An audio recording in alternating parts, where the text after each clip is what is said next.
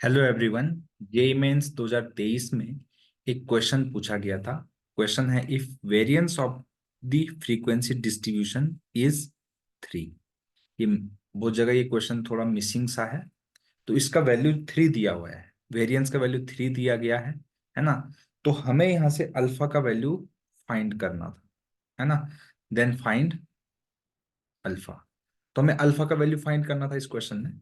देखिए, इस टाइप के क्वेश्चंस को कैसे सॉल्व करना है वो मैं आपको बताता हूँ। उसके लिए हमें एक टेबल बनानी है।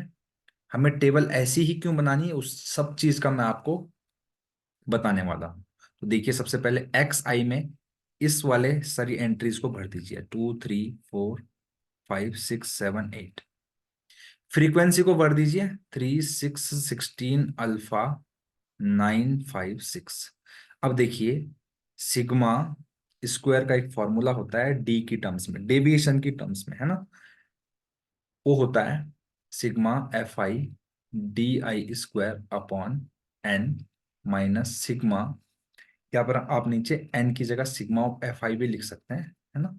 Sigma of F I minus F I D आई का होल स्क्वायर, या फिर इस तरीके से इसको भी ले लीजिए अंदर ही, और सिग्मा एफ आई इसका होल स्क्वायर, है ना। एक सेकेंड, मैं इसको क्लीन एक्सप्रेशन थोड़ा लिख लेता हूँ। ये किस तरीके से लिखा जाएगा, तो इसको हम लिख लेते हैं कुछ इस तरीके से, sigma F I D I upon sigma of F I का होल स्क्वायर। ये भी फॉर्मूला आप याद कर लेंगे। इसके अलावा भी फॉर्मूला होता है सिग्मा एक्स की टर्म्स में, जो फॉर्मूला होता है sigma F I x i square upon sigma F I minus sigma F I x I upon sigma F आई का होल स्क्वायर।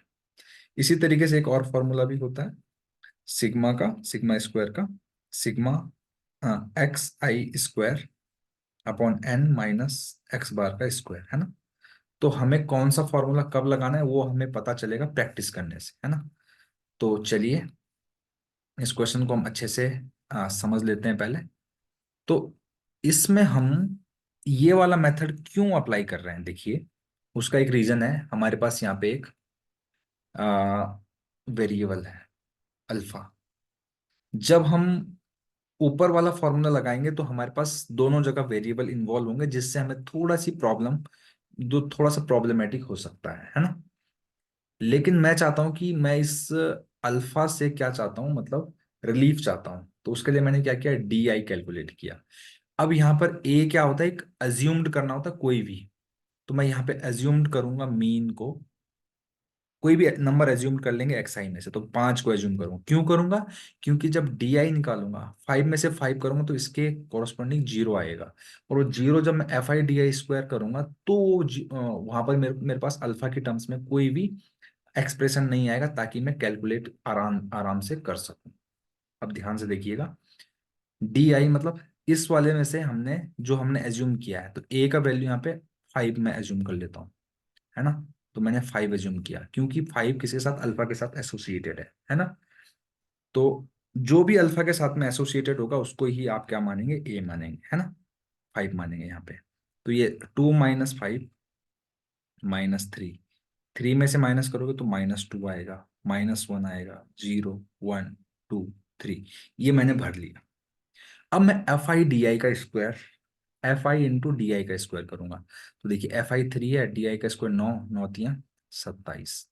तो मैं इसको भर देता हूँ, ये 24 आ जाएगा, है ना। ये 16 आ जाएगा, ये 0, देखो अल्फा के कॉरस्पॉन्डिंग 0 मिल रहा है मुझे। अब यहां से मेरी कैलकुलेशन मुझे आसान होने वाली है, इसलिए मैंने इसको ही एज्यूम किया वहां पर एक्स आई माइनस करने में। यहाँ पे 54 आएगा। अब एफ आई डी आई करोगे तो देखो, 3 × 3 = 9, -9, 6 × 2 = 12, 16 -16, अल्फा इंटू 0, 0 आ गया, देखिए।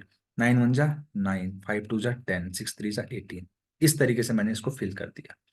अब देखिए, फॉर्मूला मेरा ये है ना। तो मुझे सिग्मा की जरूरत तो पड़ने वाली है, तो मैं इस टेबल में सिग्मा कर लेता हूँ। तो ये सिग्मा ऑफ एफ आई की जरूरत पड़ेगी। इन सबको अगर मैं ऐड कर दूं तो मेरे पास 45 प्लस अल्फा है। क्या आएगा, 45 प्लस अल्फा। इन सबको ऐड करूं, F I D I square को अगर ऐड करूं, तो इन सबको ऐड करके मेरे पास आ रहा है आई थिंक 150, है ना।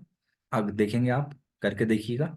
ये देखिए, 7 और 4 11, 11 6 17, 17 9 26 4 30 का 0, है ना।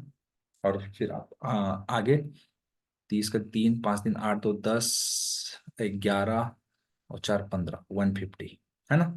और एफ आई डी आई को अगर आप ऐड करोगे तो आएगा 0, है ना।